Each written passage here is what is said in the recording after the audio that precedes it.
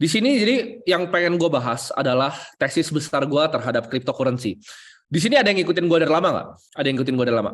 Oke. Dulu kan kalian banyak tahu, gue itu mungkin kalau kalian kenal awal-awal, sebenarnya dari awal tuh gue dari saham. Tapi di sini gue akan jelasin kenapa sebenarnya gue transisi ke kripto dengan cara yang sangat drastis. Gue bakal jelasin apa pemikiran gue. Jadi kenapa kelasnya itu tesis besar kripto.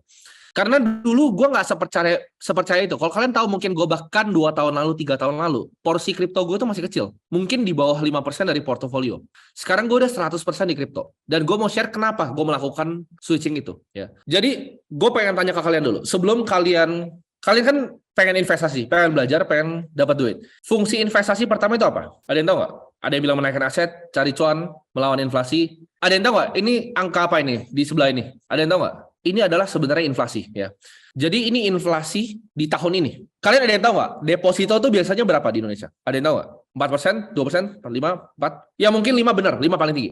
Dengan Indonesia 4,97, kalau kalian dikasih deposito 5%, kena bunga 20% setiap pencairannya, kalian rugi atau untung? Kalian rugi apa untung? Kalian rugi banget. Yang untung siapa? Yang untung banknya. Ya. Kalau kalian itu Indonesia, tapi kalian lihat yang di atas Indonesia, UK itu berapa inflasinya? 10%. Ya. Jadi apakah kalian bisa untuk ngalahin 10% dengan kalian cuma taruh uang di deposito? Apakah bisa? Nggak bisa ya. Jadi ini datanya. Kalian kira Argentina aman pesonya atau Turki? Ada yang pernah ke Turki nggak di sini? Kalau kalian ke Turki sekarang, lira itu murah banget. Jadi kalian ke sana rasanya mereka kayak orang kampung. Karena semuanya murah di sana buat kita orang Indonesia. Karena inflasi 50,51%. Argentina itu tahun ini inflasinya 104%. Argentina peso itu nanti bentar lagi bakal hyperinflasi dan gue akan jelasin kenapa. Ya. Jadi lira itu udah hancur, Argentina peso itu udah hancur.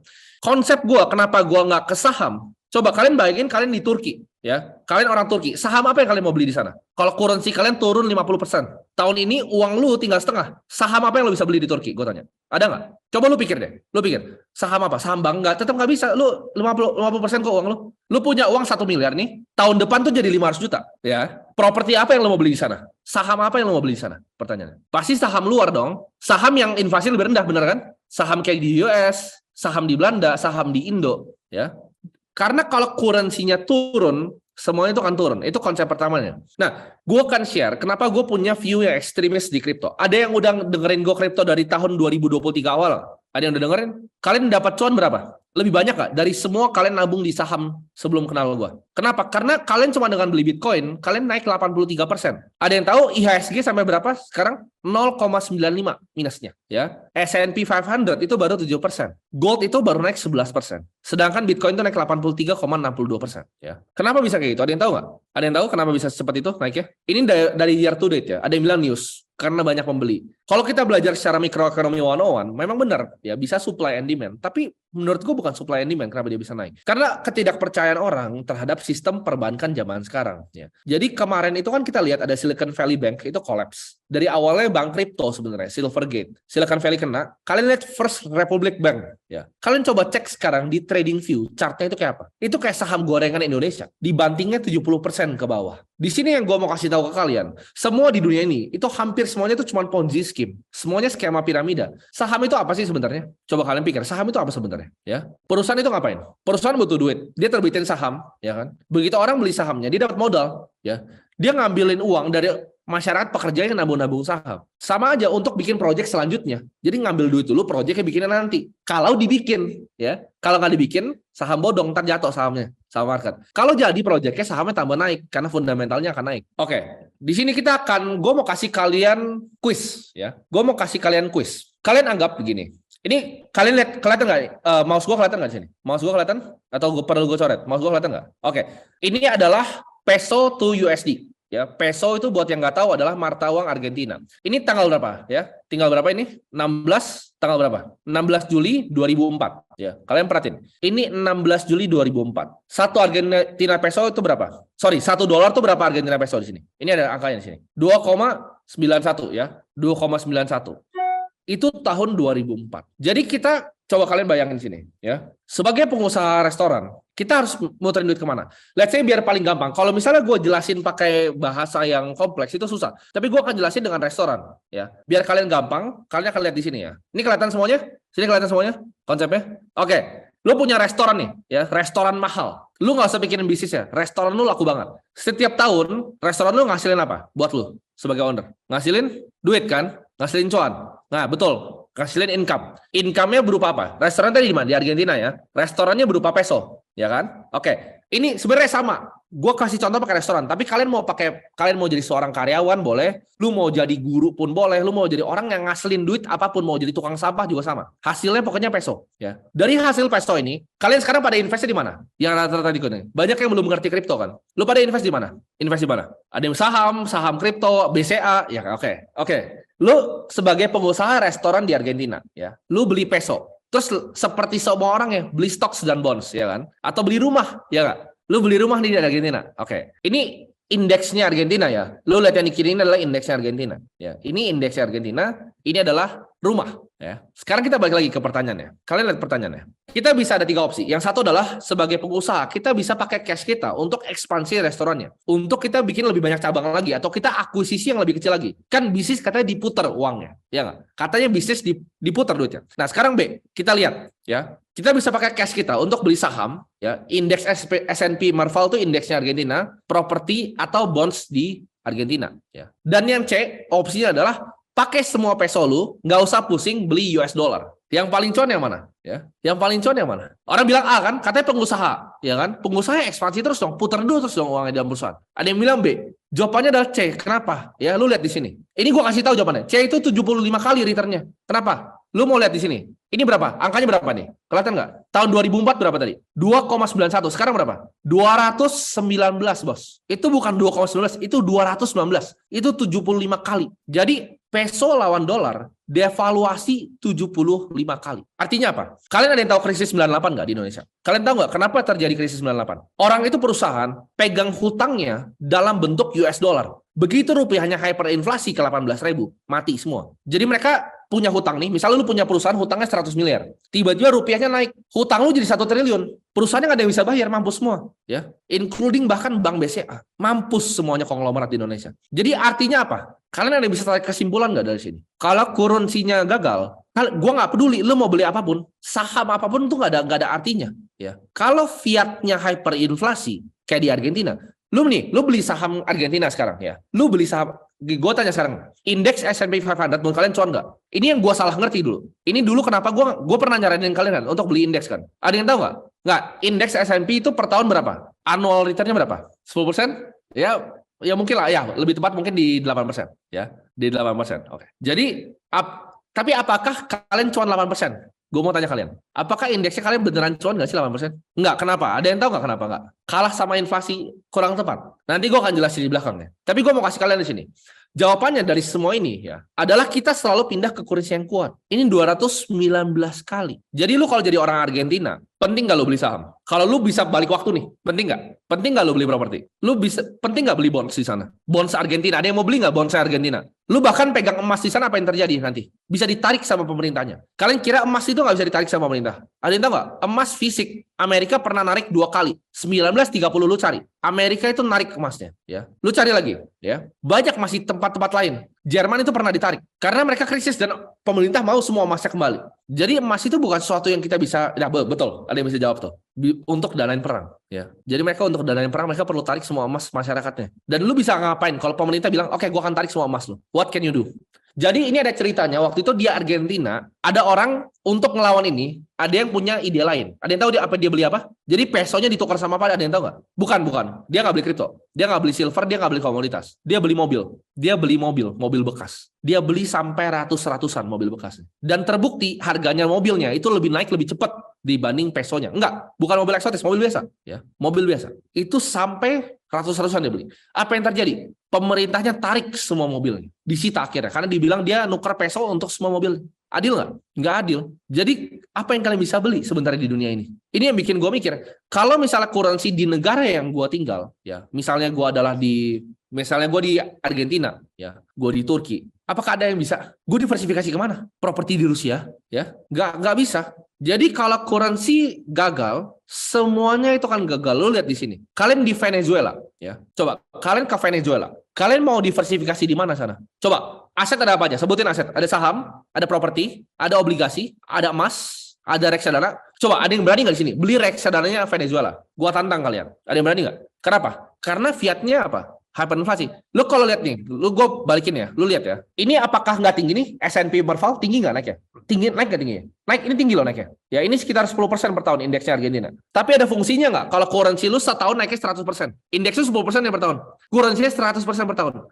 Jadi kalau lu jadi orang Argentina belinya apa? Selalu currency yang lebih kuat, betul nggak? Makanya orang tua kita zaman dulu ada yang nabungnya US dollar. Kenapa orang tuanya nabung US dollar? Ada yang tahu nggak kenapa nabungnya US dollar? Karena currency-nya mereka pikir lebih kuat dibanding rupiah. Nah, tapi kita harus, makanya ini teksisnya kan. Gue kan ajak kalian terus pikir, ya. Gimana caranya konsep berpikirnya? Karena kalau lu cuma mau belajar kripto kayak Bitcoin itu apa, blockchain itu apa, ya, fundamentalnya apa, cara baca white paper gimana, nggak akan nyampe di otak lu. Lu harus ngerti fundamental kenapa berpikirnya di pertama kali ya. First layer thinking itu apa? Cara mikirnya gimana? Konsep dasarnya itu apa? Kalian perhatiin. Kalian lihat ada hal yang sama nggak di sini? Ini kiri apa? Peso to USD ya. Turunnya berapa? 75 kali ke bawah ya. Kita hitung devaluasinya. Sekarang ini dolar ke Bitcoin. Mirip nggak? Ayo. Ini yang bikin gue keluar dari saham. Karena kalau rupiahnya kalah sama dolar, dolarnya kalah sama Bitcoin, buat apa gue beli saham? Buat apa gue pernah beli obligasi? Ya, turunnya 98,88% dolar. Ya, ini 75 kali devaluasi. Ini lebih jauh devaluasinya ke bawah. Jadi kalau kalian jadi organ Argentina, daripada kalian beli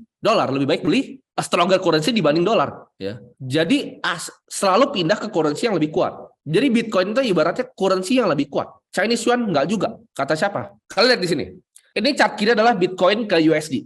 Ini yang kalau kalian cari di Google, ya. Kalian lihat bedanya nggak? Bitcoin to USD sama Bitcoin sama Argentina peso. Kenapa di sini cuma nyampe sini Argentina peso naiknya ke atas pairnya? Mulai nangkep nggak kalian konsepnya? Kenapa? Karena mata uangnya turun 100%. Karena Bitcoin ke pesonya lebih tinggi. Jadi lo kalau orang Argentina yang pegang Bitcoin, lo kan jauh lebih kaya dibanding yang nggak punya Bitcoin. Kenapa gue contohnya pakai Argentina, nggak pakai rupiah? Nah, nanti gue kena nih sama BI. Tapi kalian ngerti nggak konsepnya? Sebenarnya sama. Ada yang bilang rupiah belum begitu. Nanti gue akan tunjukin di sebelahnya nih, lebih seru lagi nih. Nextnya lebih seru lagi, ya. Ini adalah currency paling kuat, US dollar. Sekarang kan orang bilang mau dedolarisasi, BRICS segala macam. Menurut gue bullshit. Dolar nggak akan turun terlalu dalam. Kenapa? Karena dolar itu masih dipakai di semua trade di dunia. Di IMF aja, ya, dolar tuh masih gede banget. Jadi ini intinya, kalau currency-nya inflasi, semuanya di sampah. Sahamnya di sampah, sahamnya nggak berguna, propertinya nggak berguna, semuanya nggak berguna. Ya, oke. Tadi ada yang bilang apa? Ada yang bilang apa tadi? Rupiah aman. Oke, kita lihat rupiah aman. Di sini gue mau kasih kalian, ya, ini adalah gambaran dari credit default swap. Ada yang tahu nggak CDS itu apa? Credit default swap itu apa? Jadi kenapa gue bisa prediksi Credit Suisse bangkrut dari tahun lalu? Karena gue lihat CDS-nya banyak yang beli. Ya, ada yang bilang asuransi, betul. Kalau di fund itu bisa dijadiin sebagai sebenarnya asuransi. Ya, betul. Jadi intinya ya ini bahasa manusianya. Gue nggak mau jelasin credit default swap di sini ya. Di sini gue mau jelasin bahasa manusianya. Intinya ini orang-orang paling pintar di dunia itu ngebet bakal jatuhnya berapa persen. Intinya gitu.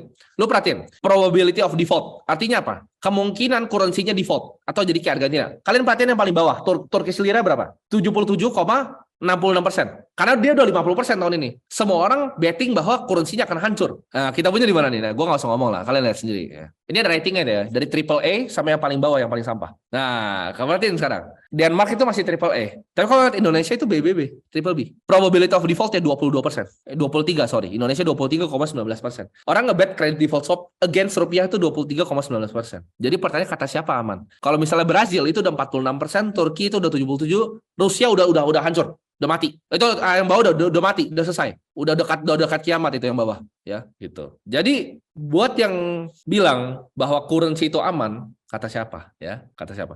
CDS itu dipengaruhi apa? Enggak, ini adalah konsensus dari orang-orang di market, ya. Ini konsensus dari orang-orang di market.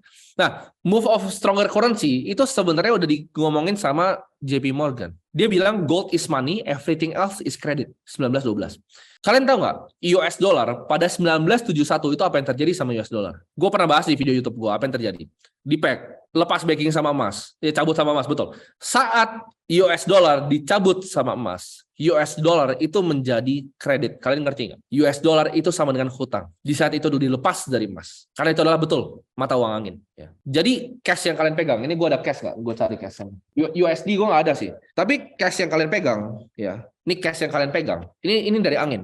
Ya, ini tuh di back sama kepercayaan. Semua itu fungsinya cuma kepercayaan. Gue mau kasih konsep yang kita balik waktu dulu ya. Kita kan mau belajar tentang uang nih. Kita mau belajar tentang uang fiat ya. Ini adalah uang fiat nih. Ya, ini note baru nih ya. Ini uang fiat. Gue akan ajarin kalian tentang uang fiat. Kenapa gue keluar dari semua investasi yang lain. Pertama, sebelum terjadinya kertas ini apa? Sebelum terjadi uang kertas ini dulu pakai apa? Kalau misalnya gue mau beli aqua nih, pakai apa? Tukar kan?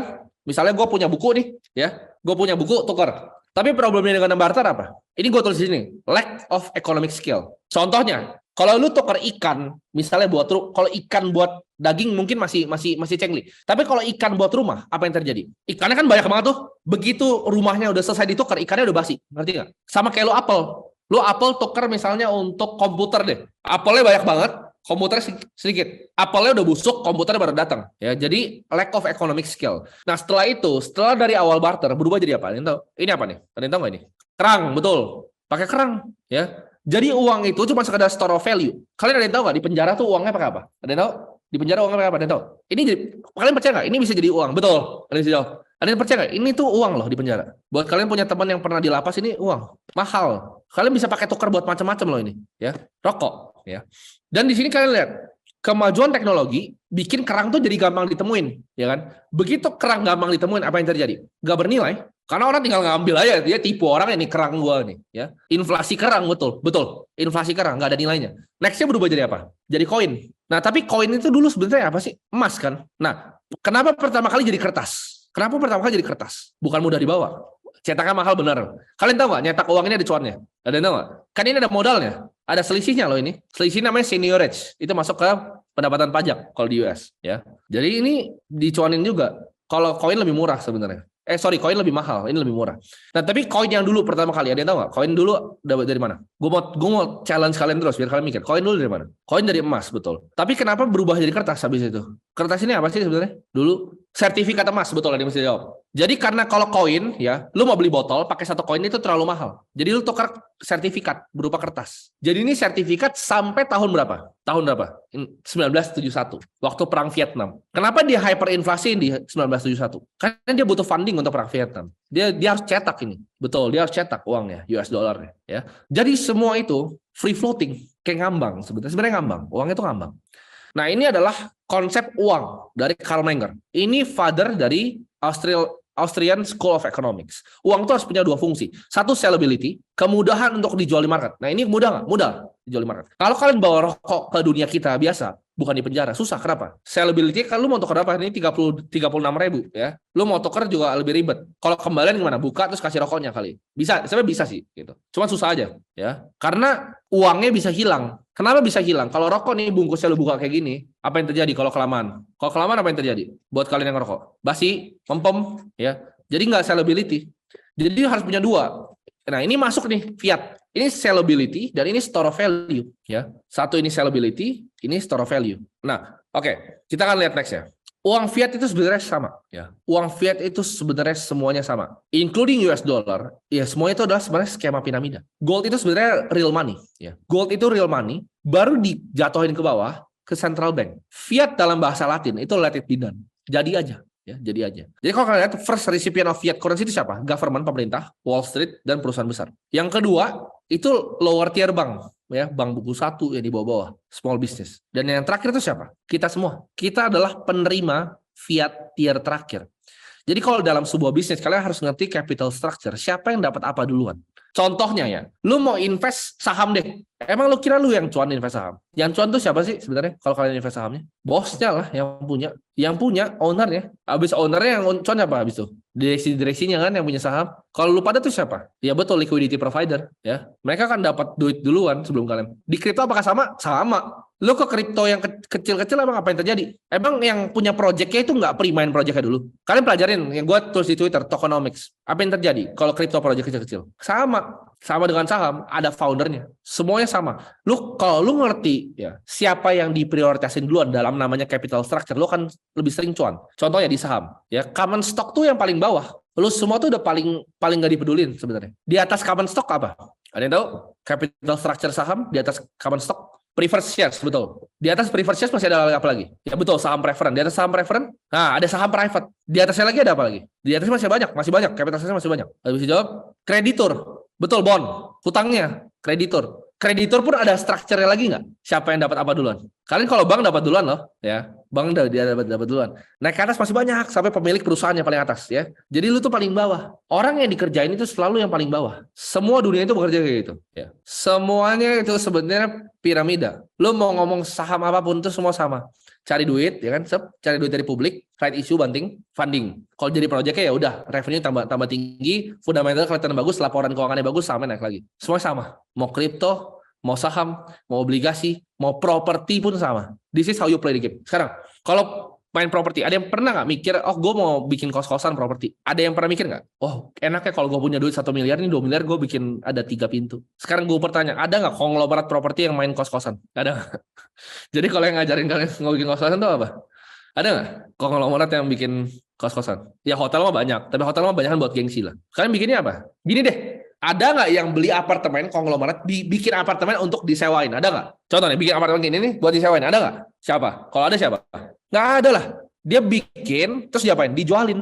Dia bikin, dijualin. Ada nggak konglomerat yang bikin kos-kosan? Ada. Tapi dia nggak sewain. Apa yang terjadi? Dia pakai dia ngapain? Dia jual. Dia bangun, dia dapat tanah murah nih, bahkan kerja sama orang lain tanahnya. Dia bangun tuh kayak kos-kosan banyak, dia jualin ke orang yang buat sewa-sewain. Lu paling bawah tuh kalau yang kos-kosan tuh. Namanya lagi di capital structure. Kalian lihat yang di Sinar Mas punya yang di BSD itu ada kos-kosan kan dia bikin kan. Tapi itu dijualnya untuk orang yang mau ngekos-kosin kan. Dia nggak sewain kan sendiri ya. Ya itu. Kenapa mereka mikir gitu? Karena mereka udah di atas pikirannya, jauh. Ya. Nah ini kalian perhatiin. Gue pengen tanya deh ke kalian sebenarnya sekarang. Ada yang tahu nggak? Ini gue pakai contoh ini karena bagus nih. Ada yang tahu nggak harganya dulu berapa? Tapi salah nggak buat bikin kos-kosannya? Salah lah. Lu paling belakang di capital structure. Ada yang tahu dong? 16.000. Ada yang tahu nggak? Berapa dulu? 24.000 masih nggak gitu lama. 20. Kalian menurut kalian ini salah satu barang yang paling dikonsumsi nggak di Indonesia? 12.000 bener. Ada yang ngomong dia jual lu betul 12.000. Ya, gue pertama kali bakar ini gue waktu itu SMP itu 16.000. Tapi dulunya itu 12.000. Pas gue masih SD ini 12.000. Ya, ini 12.000. Sekarang coba lu pikir, sekarang harga berapa? Dijual di Alfamart tadi tahu nggak? Gue baru beli ini tadi. 32, 36, 36. Ada yang bisa hitung matematika inflasi berapa? 12 ke 36? Berapa? Ayo. Nah, sekarang oke. Data BI inflasi berapa? Data BI inflasi tadi berapa? 4,9.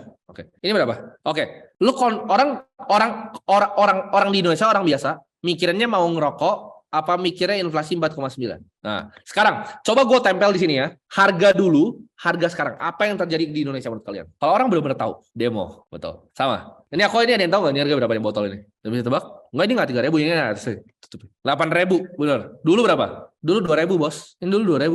Ini 8.000 gue beli tadi di bawah, ya.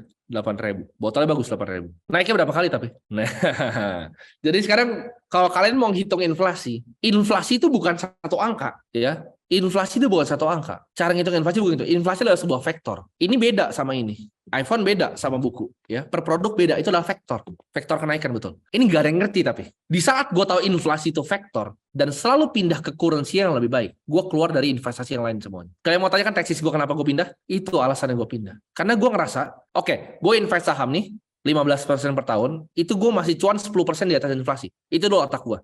Tapi sekarang setelah gue tahu ini, apakah saham gue ngalahin ini? Gue mending nyimpen rokok aja, ngapain gue beli saham? Bahkan saham gue aja kalah sama barang. Terus gue ngerasa kalau semua orang bisa cuan dari beli saham BCA, gue nggak cuan dong. Gini, konsepnya, kalau semua orang bisa dapetin deposito 5%, apakah tambah kaya mereka 5% atau semuanya jadi rata? Jadi rata. Jadi kalau kalian beli ini US dollar 100 tahun lalu, sekarang hilang berapa persen? 99%. Betul. Jadi oke, rumah deh di Indonesia. Jakarta, tanah di Menteng. 20 tahun lalu sampai sekarang bedanya berapa? Sekolah. 20 tahun lalu sama sekarang bedanya berapa? Nah, ayo. Bingung gak lo? Ini gue challenge nih cara kalian pikir nih. Kalian bingung gak sih kenapa orang gak bisa kaya? Karena uang lu tuh hilang terus. Ini uang lu ini setiap 3 tahun sisa setengah. Karena ini gue bilang tadi, semua uang yang lu tabung setiap 3 tahun itu sisa setengah. Jadi lu kalau jadi pengusaha yang dapat uang atau lu pekerja yang dapat uang, kalau lu simpan cash, lu ingat ya, setiap 3 tahun uang gue sisa setengah. Itu real inflasinya, rokok dan teman-teman semua yang lainnya nih, ini semua barang. Ya. Gimana mau kaya? Kalau tiap tahun uang lu tinggal setengah. Coba. Itu ibaratnya lu ngedayung, ya kan? Lu ngedayung, tapi kapal lu bolong. Tenggelam nggak? Tenggelam nggak? Oke. Kalian ingat baik-baik. Ingat ya, US dollar hilang berapa? 99. Ingat ya? Semua ingat ya? Oke, kita kan next ya. Ini adalah dari IMF. Ini data 2021. Gue nggak usah cari yang baru, nggak penting. US dollar tuh gede nggak di sini untuk reserve negara-negara? Dulu reserve-nya tuh pakai emas, sekarang kan pakai US dollar. Ya. Oke, ya. Ini mata uang, ini Vietnam dong, ini Thailand baht, ini rupiah. Mereka semua punya ini. Mereka semua punya reserve. Sekarang pertanyaan gue, kalau USD-nya hilang 99% dari value-nya dan dia free floating kayak gini, yang ngikut dia itu jadi apa? Ayo. Oh, mikirnya dalam nih. Gue di sini nggak ngajarin tutorial blockchain itu apa. Gue nggak ngajarin tutorial blockchain. Gue ngajarin cara berpikir kalian. Ya, cara pikir kalian. Apa yang terjadi? Vietnam dong ini jadi apa? Coba kalian lihat. Vietnam dong to USD. Cek sekarang Google. Vietnam dong to USD. Vietnam dong to Bitcoin. Kalian lihat. Gak bernilai. Gak bernilai. Tapi kalau ini semua orang Indonesia tahu apa yang terjadi, boom, revolusi besok pagi. Dan ini orang US juga nggak ada yang tahu. Kalian kira kalau ini di print nih, dilempar di semua rumah orang US, apa yang terjadi? Chaos. Tapi dunia ini tuh unik. Layaknya kapitalisme, nggak bisa semua orang jadi kaya. Nggak bisa semua orang ikut ini. Yang ikut kelas ini cuma berapa? Berapa? Yang ikut kelas ini berapa? 1.000 kan? Nah, yang nggak tahu ini berapa banyak? Ada bilang sore hilang nggak suaranya? Aman? Aman ya. Oke. Ayo. Dari berapa? 1.000 dari 270 juta. Ya udah kita aman. Gitu. Biarin aja yang lain nggak tahu gitu. Yang lain nggak tahu ini tiap 3 tahun sisa setengah. Makanya mau tau nggak? Makanya gue nggak pernah nganggap ini berharga. Gue setiap kali lihat ada satpam, gue selalu kasih 50.000, 100.000. Kenapa?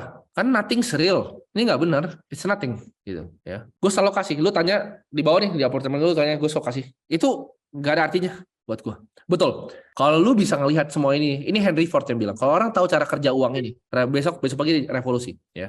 Oke, sekarang ini gue ngajarin kalian tentang investasi, ya kan? Dulu gue juga goblok kok. Gue ngajarin buat beli S&P 500. Sampai gue ngerti tentang ini. M2 money supply, dan tahu nggak ini apa? Nah, ini peredaran uang, ya, yang dicetak. Total peredaran uang, betul. Ini S&P 500. Jadi sekarang pertanyaannya, apakah yang beli indeks cuan apa enggak? Jadi uangnya dicetaknya bareng nih sama indeksnya. Nah, ini kan gue pakai US kan. Tapi kalian bisa pikir aja yang indeks yang kita punya. Apakah sama rate ini?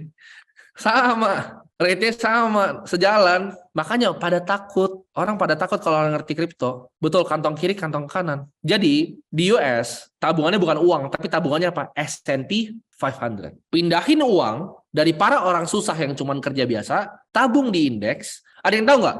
50% dari return S&P 500 itu dari siapa? 50%. Ada yang tahu? Dari Apple dan satu lagi, bukan Coca-Cola, jauh. Coca-Cola mah gembel. Microsoft, betul. Apple dan Microsoft itu nyumbang 50%. Jadi lu kerja nih kan? Kerja, ya kan? Ambil duit, yuk tabung di indeks. Lu kasih ke siapa uangnya? Tim Cook sama Bill Gates.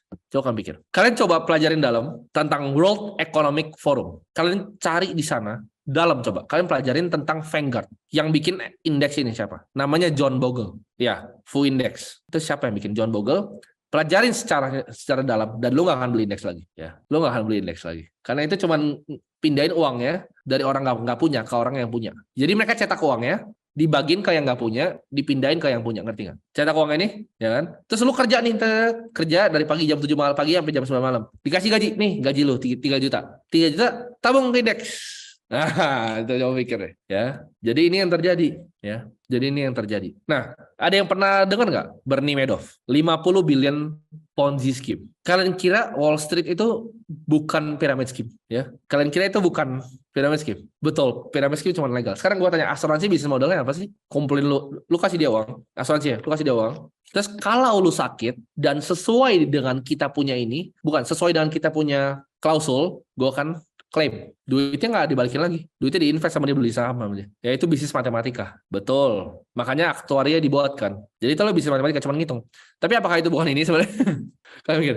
Bank, fractional reserve apakah bukan ini? Bank tuh cuma punya 10% dari uang lu. 90-nya diputar-putar sama dia. Jadi kalau kita tarik 20% dari semua uang kita, bangkrut dia besoknya. Namanya bank run. Udah terjadi di US. Udah terjadi. Ya, orang udah mulai sadar nih. Ya, First Republic Bank udah terjadi. Ya. Jadi dari problem ini, ya, dari problem tahun 2008 krisis ini, diciptakanlah namanya Bitcoin. Jadi Bitcoin itu hard money. Ya. Problemnya dengan fiat apa? Problem pertama dengan fiat apa? Tidak ada yang namanya supply cap. Bisa dicetak berdasarkan kepercayaan, bahkan tidak ada satuan emasnya. Ini reserve-nya cuma US dollar dan sedikit emas. Kalau Cina udah mulai buang US dollarnya, dia mulai ambil holding emas. Tapi what's the better alternative? Kalau emas kita bisa ditarik. Jawabannya orang harus ciptakan. Jadi dunia ini lucu.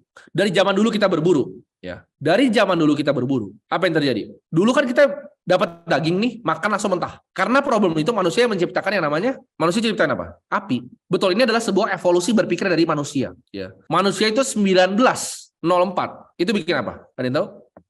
Teknologinya. Baru awal mau bikin mobil kan dan lain-lain. Baru mau bikin pesawat kan tuh, berarti saudara. Lu bandingin 100 tahun lagi. Pesawat mereka sama kita punya yang Black Hawk. Jauh nggak? Jauh. Kenapa? Karena ada problem. Manusia itu sangat pintar. Ya. Jadi kita bisa ciptakan sesuatu dari problem. Karena ada problem tentang uang. Dulu, gue mau tanya, internet itu apa sih sebenarnya? Internet itu apa? Nge-bridging antara apa? Distribusi informasi kan? Internet itu distribusi informasi. Simple. Dulu kalau kita mau dapat informasi harus telepon. Harus lewat email. Email harus kertas kan? Surat. Tapi informasi jadi distribusi. Karena informasinya bermasalah. Setuju? Informasi bermasalah jadi diciptakan internet. Kalau sekarang uang bermasalah, jadi diciptakan Bitcoin. Jadi ini solusi dari uang. Ini kertas cuma 9 lembar. Bitcoin a peer-to-peer electronic cash system. Gue gak akan jelasin secara dalam, karena ini bisa mungkin 10 jam lagi. Kalau gue jelasin tentang Bitcoin. Ya. Ini masih panjang, tapi gue mau kalian tesisnya ngerti dulu. Lu bisa cari sendiri nanti bebas. Ya. Ada yang bilang, tetap aja kekurangannya. Belajar dulu yang dalam ya, belajar dulu. Jangan komen sini, belajar dulu. Karena ilmu lu masih cetek banget ya. Di sini jadi, gue mau ngajarin orang-orang yang mau belajar. Jadi gue gak perlu orang yang sok pinter. Di sini kita lihat. Bitcoin a peer-to-peer electronic cash system. Ini kertas 9 lembar. Cuman disebar di internet. Jadi aset nomor 11 paling berharga di dunia. Bayangin nggak? Kertas 9 lembar. Saat ini ya aset ke-11 paling berharga di dunia. Kok bisa? Ada yang bingung nggak? Kenapa bisa? Ini cuma kertas loh. Ke-1 tuh masih emas. Emas tuh 12 triliun. Ya. Sekarang kita akan coba lihat teks lagi konsepnya. Kalian harus belajar, ini structure dari sebuah scientific revolution. Ya. Ada yang bilang tadi, pertanyaan bagus. Bitcoin kalau 21 juta, jadi yang nggak punya gimana nanti? Bitcoin itu bisa dipecah jadi 100 juta unit, satu koinnya. Jadi Satoshi namanya. Ya. Satoshi kalian bandingin sama currency nanti. Ya. Jadi Thomas Kuhn bikin yang namanya scientific revolution. Kalau kalian tahu dari S-curve, ini selalu kayak ini. Pertama, ada paradigm. Ya, jadi ini ada normal belief dan practice. Contohnya paradigm itu adalah uang. Normal science, research confirms the validity of the existing paradigm. Artinya apa? Oh, nggak apa-apa kita pakai fiat. Nextnya, anomaly. Minor changes according to research. Anomali ini mulai terjadi nggak di perbankan? Ada yang kira nggak Credit Suisse bakal bangkrut? Ada yang kira nggak? Gue dulu dikatain gila loh 1 tahun lalu pas bilang. Gue udah prediksi. Gue dikatain gila dulu. Sama teman-teman gue di capital market pada bilang, oh dari mana lu? Ya kan? Pas di Greyhound gue pernah bilang ada yang datang waktu itu acara gue di Greyhound Menteng. Gue bilang Credit Suisse akan bangkrut. Orang ketawain gue. Teman-teman gue sendiri ketawain gue. Nextnya major changes. Gebak gitu. 2008 hancur semuanya. Apa yang terjadi? Revolusi science. Selalu begini. Dari zaman dulu. Selalu begini. Saat terbaik untuk kita masuk ke sebuah teknologi, itu di saat orang pada nggak percaya. Ya. Orang nggak percaya, tapi orang semua udah tahu. Bapak lu mungkin udah pernah dengar Bitcoin, tapi dia nggak percaya. Itu saat terbaik untuk masuk ke sebuah aset. Di saat semuanya masih skeptis, tapi semuanya udah tahu. Artinya kita udah di tahap apa? Kita di tahap apa? Anomali. Udah terjadi anomali. Ya. Tinggal gedebek, gede, baru orang semua pakai Bitcoin. Orang udah tahu semuanya, tapi belum percaya. Kalian ada masih skeptis nggak di sini? Yang masih pikir, aduh Bitcoin koin apa nih? Nah itu kalian persis orang-orangnya. Lu nggak ngerti teknologinya. Otak lu belum sampai. Ya. Bukan teknologi yang salah, otaknya belum sampai. Gue juga dulu sama, otaknya belum sampai. Belajarnya susah. Kalian perhatiin, trajectory dari teknologi revolusi. Selalu gini, ya. Dia selalu bentuknya S-curve.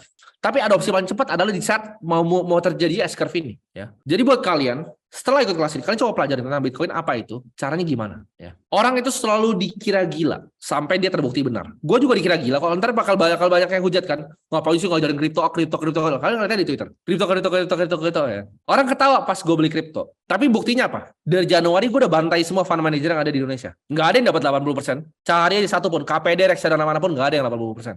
Year to date. Gue cuma beli Bitcoin dan tidur. Mereka capek-capek, cari analisa ini. Lebih efisien yang mana? Beli apa? Bitcoin. Kenapa? Karena ini sama kayak di Argentina tadi, restoran tadi. Kalian ngerti restoran tadi nggak? Ngerti restoran tadi nggak? Jadi kalau misal kita punya tadi uang tadi, bagusnya tuker ke stronger currency. It doesn't matter sahamnya, it doesn't matter propertinya. Nggak penting. Ada yang tanya bawa bodyguard ke kemana-mana? Ada, aman kok. Gue selalu ada. Gue ada security team, aman. Jadi sama ya, ini dokter ini ya, Ignaz Semmelweis, kalian cari. Dia itu bilang ke dokter-dokter, kalau sebelum operasi cuci tangan dulu. Apa yang terjadi? Kalian tahu nggak? Dia dimasukin RSJ loh, dimasukin rumah sakit jiwa. Bukan cuma dibilang idiot, dia disiksa dan dimasukin ke rumah sakit jiwa. Cuman karena bilang sebelum operasi biar bersih tangannya cuci tangan dulu. Dibilang idiot. Abis mati apa yang terjadi? Semua orang harus cuci tangan dokter. Jadi gini, itu scientific revolution. Tingkat kelahiran yang berhasil naik. Jadi kalau kalian percaya kripto itu sama kayak internet tahun lalu ya. Gue bakal patahin semua kepercayaan kalian. Kripto akan menggantikan perbankan tradisional seperti surat digantikan dengan email. Ada yang percaya nggak? Kalau internet tadi gue bilang merevolusi distribusi informasi, kripto itu bakal merevolusi uang. Ya. Internet itu distribusi informasi, kripto itu merevolusi uang. Ada yang tanya, waduh, gue skeptisnya sama kripto. Ada yang tahu nggak? Orang paling kaya di Meksiko itu siapa? Ricardo Salinas, Pilego. 60% asetnya dia di Bitcoin. Apakah lu lebih pintar dari dia? Harta dia 13 billion US dollar. Itu berapa ratus triliun tuh? 100 berapa? 150 triliun. Lu lebih pintar dari Ricardo Salinas kak? Yang bilang, oh Bitcoin itu scam. Apakah lu lebih pintar dari dia? Terus kenapa lu bisa bilang bahwa Bitcoin itu bukan aset yang bagus? Dia taruh 60% liquid portofolionya. Gelas lu kayak sebenarnya uang lu ya, gini ya. Finance dan fitness itu unik. Mau tau gak kenapa gue bilang finance dan fitness itu unik? Kalau lu datang ke gym, badan lu kurus krempeng nih, lu teori jago nih ya. Terus lu ngajar orang, ini cara bench press. Ada yang dengerin nggak? Ada yang dengerin nggak? Nggak ada. Dibilang lu kurus lu, goblok lu. Kurus, goblok. Gitu. Kalau di finance, ya, di finance, lu nggak punya duit nih. Atau let's say lu punya duit lah, tapi duit lu sedikit. Duitnya dikit nih. Kayak kan banyak tuh yang di Twitter tuh kan, yang gelarnya panjang tuh. Gelarnya panjang, tapi duitnya dikit. Gue punya ilmu bro. Terus dia percaya sama semua orang ilmunya. Karena dia kerja di instansi, ya kan. Gelarnya keren. Duitnya nggak punya. Itu kalau di gym itu sama. Teorinya banyak. Asetnya orang ya, kalian bayangin. Kalian di gym, orangnya kurus tapi pinter banget, gelar dia banyak. Lu mau dengerin nggak sih? Nah ini, kalau bench press. Terus kenapa lu dengerin orang yang nggak punya duit buat investasi? Gak masuk akal kan? Itu indahnya finance. Jadi kalau gue mau dengerin orang, gue liat yang kaya. Nih, Ricardo Salinas, hartanya ratusan triliun. Gitu. Gue seorang value investor. Ada nggak yang gue seorang value investor? Lu lebih pintar dari Bill Miller nggak? Ini muridnya langsung Benjamin Graham. Jadi dia punya fund namanya Miller Value Partners. Dia taruh 50% asetnya di Bitcoin. Ya, dia bilang take advantage of shares that are trading at discounted price, calling cryptocurrency misunderstood. Nggak dimengerti. Ini salah satu value investor legendaris paling jago yang pernah ada, yang pernah hidup di muka bumi ini. Kenapa Warren Buffett belum percaya Bitcoin? Kalian yang percaya nggak Warren Buffett udah punya Bitcoin sebenarnya? Jangan dengerin apa yang dia ngomong, tapi yang lakuin. Karena dikit lagi umurnya kok. Nggak, salah. Dia punya kok. Ada yang tahu nggak dia punya lewat mana? MicroStrategy benar. Nah, jadi kalian jangan dengerin apa yang dia ngomong, apa yang dia lakuin. Dia punya saham di mana? Bank of, coba cari. Bank of, 30% di mana? Bank of America, betul. Bank of America itu punya 1% dari holder Bitcoin paling besar, Michael Saylor. Jadi dia punya, tapi dia ngomong red poison, hebat nggak? Dia punya juga digital bank di Argentina. Di Brazil. Ada yang tahu nggak namanya apa? Nubank. Nubank offer apa? Nawarin apa sekarang? Ayo, Nubank nawarin apa? Nah, gue challenge pemikiran kalian. Ya, betul. Anak-anaknya yang punya. Dia punya stok Bitcoin. Orang nggak ada yang tahu tapi. Jadi sama ya. Kalau lu ngobrol bahkan sama orang-orang di instansi tertentu di Indonesia, kalian akan kaget banyak yang udah punya Bitcoin. Kalian akan kaget. Kan gue kan udah sering ngobrol ya. Jadi apakah kalian ini sama, betul. Kayak Warren Buffett bilang, dia tiap hari makan McD, makan Coca-Cola. Apakah benar? Apakah betul dia makan Coca-Cola terus masih sehat? Ya enggak lah, jualan. Nah, Jack Dorsey pernah bilang, ketika dia ketemu Bitcoin, itu sama kayak dia waktu itu nemuin internet. Jadi pertanyaannya, apakah lu lebih pintar daripada Jack Dorsey apa enggak? Masa sih lu lebih pintar dari Ricardo Salinas, Jack Dorsey, Camat, lu lebih pintar dibanding semua, Michael Saylor? Kalian ada yang tahu Michael Saylor nggak? Kalian kenalnya dari Bitcoin kan? Tapi kalian ada tahu nggak? Dia yang beli saham Apple waktu tahun 2010. Saham Apple, Microsoft dia beli tahun 2010. Ini yang dia bilang. Ini gue akan ngomong, diversifikasi itu bullshit. Mau tau nggak kenapa? Ada yang mau tau kenapa? Coba kita balik ke tahun 2010 ya. Kita balik ke tahun 2010, lu beli sahamnya Microsoft. Sama fund manager yang diversifikasi, aset lu akan disuruh pecahin kemana? Dell, HP, IBM, ya nggak? Kan harus diversifikasi, ya kan? Karena itu blue chip waktu itu sama. Jangan all in di Microsoft. Beli Dell, beli apa lagi? IBM, apa ya? HP, apa merek komputer? Lenovo. Tapi apa yang terjadi? Begitu lu diversify Microsoft lu gembel, jadi gembel lu. Ya Microsoft tetap naik, tapi yang lainnya jadi gembel. Jadi diversifikasi itu adalah menjual winner untuk membeli losers. Mau gue ulangin lagi gak? Diversifikasi itu adalah menjual yang menang untuk membeli yang kalah. Jadi kalau kalian udah punya winner, stick to it.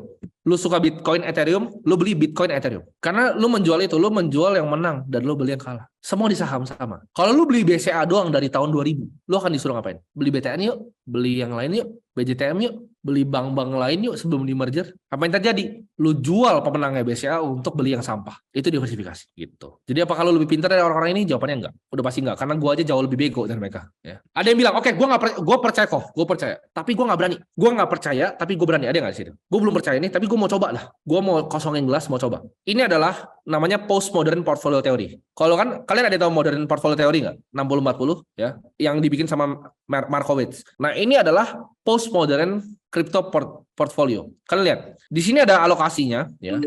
Stok sama bonds, 60-40 yang standar, sama yang paling agresif kripto, 57-38-5 kripto. Jadi 57 saham, indeks, 38 indeks obligasi, 5% kripto. Kalian lihat performance-nya. Dengan taruh 5% kripto di portofolio kalian lihat, naiknya jauh nggak? Ini yang 60-40 biasa, saham dan obligasi. Lu cuma naikin 5%, akan segini. Ya. Data dari mana ini? Ini ditarik dari semua data di dunia. Ya. Ini dari research-nya Grayscale. Ini semua indeks ditarik di dunia. Ya. Jadi kalau 5% dari aset lu masukin Bitcoin, apa yang terjadi? Portofolio lu akan mengalami kenaikan yang signifikan. Jadi nggak percaya boleh, tapi bego jangan. Ini data. Gitu. Ini data. Memang data historis itu nggak prediksi depan, tapi masa sih nggak akan terjadi seperti ini lagi. Ya. Jadi saran gue, taruh aja 5%. Apakah bisa gagal Bitcoin? Gimana cara gagal? Coba lu challenge gue, gimana cara gagal? Boleh, pertanyaan boleh. Gimana cara bisa gagal? Menurut gue lebih susah untuk bunuh Bitcoin. Jadi cara kalian, cara mikir untuk percaya atau enggak sebuah aset, ya. Kalau Satoshi muncul, oke, gua akan jelasin Satoshi muncul gimana terjadi. Kalau yang bikin kertas di buku ini hidup lagi, apa yang terjadi? Yang bikin kertas ini nih hidup nih, bangun lagi dari kubur, apa yang terjadi? Ya viral aja sih, viral. Tapi apa yang terjadi? Nothing. Satoshi hidup nothing, karena dia udah nggak bisa ubah apapun. Satoshi itu beli Bitcoin dia pre-mine juga, sama kayak semua orang lain. Kita Bitcoin sampai sekarang masih pre-mine. Satoshi mau hidup pun doesn't fucking matter. Dia nggak bisa ubah. Ya, protokol dia nggak bisa ubah. Itu bukan Ethereum Foundation, dia bisa hard fork setiap berapa bulan sekali. Jadi nggak akan kenapa-napa. Nah, sekarang kita ngomongin potensinya, masih jauh nggak? Ada yang tahu nggak global equity berapa? Ini gua tulis nih. Saham satu dunia itu harganya berapa? Total market cap saham 115 triliun dolar. Emas berapa? 12 triliun. Sekarang Januari 1980, emas berapa? Di sini ada yang bilang nggak? Emas itu limited. Siapa yang bilang emas itu limited? Emas itu 2% setiap tahun nambah. Gua kasih tahu aja. Emas itu di mine 2%. Ya. Jadi makanya bisa naik market cap-nya. Jadi ini adalah gambarannya 10 tahun lalu. Kita lihat next-nya. Bitcoin sama equity. Sekarang udah turun. Ya. Di saat selanjutnya dibikin 831. Tapi Bitcoin kan turun 500-an. Jauh nggak? 500 billion ke 115 triliun global equity. Jauh nggak? Potensinya jauh nggak? Lihat aja. Balik lagi. Jauh nggak? Nah, lihat aja nih, lihat terus ya. Nah, betul nih, ada yang kasih, thank you nih, Johnson. Gua akan bacain, ini dia benar. Properti itu marketnya 330 triliun. Equity 115, bonds itu ini salah, bukan 3.000. Bonds itu sekitar 100-an juga, ya. Jadi kalian perhatiin di sini. Kalau lu mau, kan ada yang value investor nggak? Value investor. Value itu apa sih sebenarnya? Kenapa Bill Miller beli Bitcoin? Value itu apa sih sebenarnya? Nilai. Ini under value nggak nih? Nih, slide depan muka lu nih. Ini under value nggak? Kan ada yang pernah ikut kelas gue nggak? Gue jelasin dulu pakai garis tuh. Under value nggak ini? Under value. Ya. Nggak, ini waktu slide-nya dibikin ya. Jadi angkanya ini sekarang ikutin harga sekarang. Nah, oke, gue mau beli Bitcoin karena under value menurut gue. Gimana caranya? Untuk pemula, lu bisa pakai namanya centralized exchange. Kalau udah canggih, lu bisa pakai DEX ya, kayak DEX segala macam. Tapi ini yang paling gampang. Lu bisa pakai ini yang global, tapi kalian cari yang Indo. Ya, Indo tuh ada banyak. Gua nggak disponsor siapapun di video ini. Ya, video ini mau webinar ini, kelas ini, gue nggak pernah disponsor, gue nggak peduli duit. Ya, lu boleh pakai Binance, lu boleh pakai Coinbase, terserah, Kraken, semua terserah. Nah, kalau centralized exchange bangkrut, kayak FTX gimana caranya? Betul. Lu mau beli mana? Mau di Ajaib kayak, mau di Pintu kayak, mau di Ajaib bin Ajaib, bebas. Yang penting yang bisa dipindahin ya. Kalau peluang gue nggak tahu dia punya walletnya apa enggak. Toko kripto boleh, dia punya walletnya. Indodax boleh, dia punya walletnya. Ya. Begitu lu punya, lu pindahin ke namanya cold wallet. Bingung, apa itu cold wallet? Nah, lu harus ngerti kriptografi dulu nih. Jadi yang cuma beli di aplikasi terus nggak ngerti itu goblok kalian. Lu harus ngerti dulu isinya apa. Public key itu apa, kriptografi itu gimana, private key itu apa, seed phrase itu kenapa dibuat. Kalian harus ngerti. Begitu lu tahu cara belinya dan cara pindahinnya ke cold wallet ini, sudah udah cukup. Ya jadi kalian cuma pelajarin ini. Buat gua ngajarin secara fundamental lu terlalu dalam. Nanti kalian bisa cari di YouTube, tempat lain terserah. Ya, lu bisa cari di tempat lain. Yang gua mau ajarin sini masih konsepnya dulu ya, konsepnya dulu. Jadi tesis besarnya. Jadi kalian bisa pakai sini centralized exchange, baru kalian ke namanya cold wallet. Kalian harus ngerti tentang enkripsi. Ya. Nah di sini cara belajar cryptocurrency gimana? Cryptocurrency itu kompleks. Jadi kalau gua mau belajar di sini dari hashing ke transactionnya, itu mungkin butuh waktu 20 jam kali kita di sini ya. 20 jam. Ada yang siap nggak? Nggak siap kan kalian 20 jam. Jadi gue nggak akan jelasin semuanya di sini secara detail. Tapi mungkin di free class selanjutnya gue bakal jelasin ya. Di sini gue akan kasih kalian gimana caranya untuk beli. Untuk belajar. Jadi untuk belajar, kalian bisa belajar di komunitas. Komunitas kayak misalnya di Reddit, itu kalian bisa belajar. Di YouTube kalian pun bisa belajar. Cuman kalau kalian belajar di YouTube tentang Bitcoin, itu scattered. Jadi nggak diwadahin sebagai satu tempat. Ya. Jadi yang gue akan sharing ke kalian di sini adalah akademi yang gue bikin.